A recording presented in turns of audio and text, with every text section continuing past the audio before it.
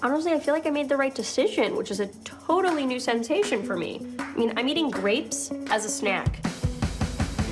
This season of Girls is the girls making smarter choices and realizing that life is still hard. Hannah's deciding whether or not to go to school at the Iowa Writers Workshop. And I think the pros for her is that it's validation of her work, and the con is that she is in love with Adam and feels afraid about what will happen to their relationship if she leaves. And it turns out she's justified in that fear. So she goes off to school thinking, okay, we're not officially broken up, but we're not officially together, but he loves me so much this will never change. And it turns out he's not thinking about her as much as she's thinking about him, and he's actually using this break as a chance to explore new horizons, and that is an insane shock to Hannah and a blow to her ego, and I'm not gonna say she handles it maturely. Oh my God, Desi, Close Up has almost like 100 downloads already. This is crazy. Marnie and Desi are really making a go of it musically. They're gonna like try to be a thing, to be a musical act together. If you guys are really lucky, maybe I'll scat for you, do a little rap. Please don't. I mean, the album will go #1, straight there. Just don't pass go, don't collect $200. We're going multi-platinum. And yeah, it's an affair. He still has a girlfriend. I mean, Marnie definitely lies on occasion. She's done it before, she'll do it again. Clementine, hi. Clementine coming in is just like, I think the way to get Desi is to be nice to this person and tell her that I'm not fucking her boy. Sorry. Tell her that I'm not, well, it is HBO. I mean, you guys don't care. She's very self-assured, she's very set in her ways, but there's also this part of her that just wants love at all costs and is desperately insecure, and it causes her to act in some really unsavory ways. She'll sleep with someone else's boyfriend, she'll lie, all to kind of fill this need of hers. And we were really interested in exploring that doesn't make her a bad person. She's not a monster. She's not the terrible other woman in a romance novel. She's a really hurt, broken girl. And so she's making these choices that can seem, from an outsider's perspective, incredibly destructive, but they're definitely motivated by her own fear. All my friends were like, please tell me you're with him. Please tell me it happened, it worked out. Like, I can't tell you, I'm sorry.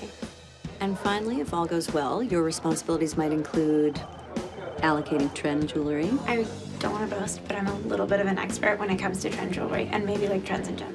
Perfect, just perfect. Okay, here we go. Sort of in the way that we brought her in last season, she has this grand idea of like the way she's gonna dive into the world. It's sort of what's happened to a lot of kids of my generation who come out of college being promised. They've studied, they've spent 4 years getting prepared to go out and work in like the top of their field. And then they get out and they realize that there are no fucking jobs out there. How was your interview? Terrible. I just don't understand, like, what makes these people qualified to judge me? Well, they have the jobs. That's what makes them qualified. And it sends her into a complete spiral. She's not a student anymore. She's never felt so useless. And she really does find a lot of salvation in spending time with Ray and supporting his goals. Ray, you've been wearing the wrong t-shirts for years, and a t-shirt says who you are to the world. Your entire life, you've been telling the world that you are a loser who doesn't care, and that's not true anymore. I watched that happen. She pushes him out of his comfort zone into becoming like the man she thinks that he can be. And I think that he does that for her. It's not always the case, but sometimes after you've gone through a relationship and both parties, or at least really one party, realizes that they have a lot in common, there's a lot of respect and admiration, but this just won't work on a relationship level, it can open the door for a real genuine friendship. But for a long time, he's been listless and kind of rudderless.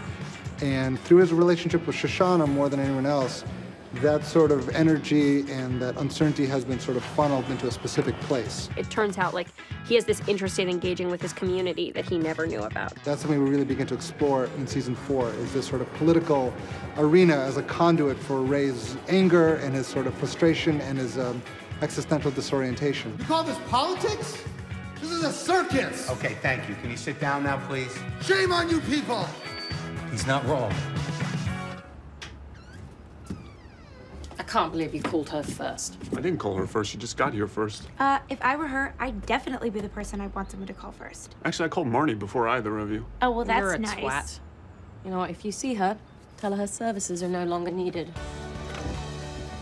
She thinks of herself as someone who's had a lot of experiences and been outside the box a little bit, so she has a lot of introspection on these things, but she doesn't really. The thing about Jessa is she's really destructive and she doesn't always even know she's doing it. She feels abandoned and she acts out. Okay, you've actually been really mean today. I'm not being mean. I'm being the exact right amount of mean considering. She and Hannah have had a pretty forgiving, committed relationship, but there is a real tension to it now. This whole thing is why I hate relationships between white people. Today, we are here in Iowa. Hannah is attending a college party with many of the other students from her workshop, and things go awry because she's Hannah and she can't help it. I think it's better that you guys chew on all of this without me. Really soak it in. I have to go. The couch stunt was spontaneous. I feel like if I had written that into the script, I would have had to get a stunt double. Because I did it on the day, I was allowed to conduct it myself, which was a flip over the couch. Then we had a break, ate quesadillas, and I couldn't do it anymore. Jesse, help! Help, Jesse! Elijah has tagged along to Iowa. He really takes to sort of the college campus probably a little too well. Maybe not so much the grad school, but certainly the undergrad. Yes, we do crash like an undergrad frat party. It's always fun when Hannah and Elijah get to go completely apeshit together, and Hannah Jello wrestles. So those scenes were incredibly fun to shoot. Obviously, working with Andrew is a complete and total dream. But the fact is that this has been an incredibly cold winter, and so Jello wrestling in 42-degree weather wasn't ideal. They actually heated the Jello-like substance for me, so when I got in the pool of Jello, it was actually pretty cozy. When I got out, it was pretty terrible. He's not a great friend to her in that moment, because I think he's actually rooting for the other girl. I'm really excited for everyone to see it. We have some really killer guest stars. We have tried to take it to a new notch with Marnie singing embarrassing songs in public places. And it's so fun to make, and we're so glad you like it.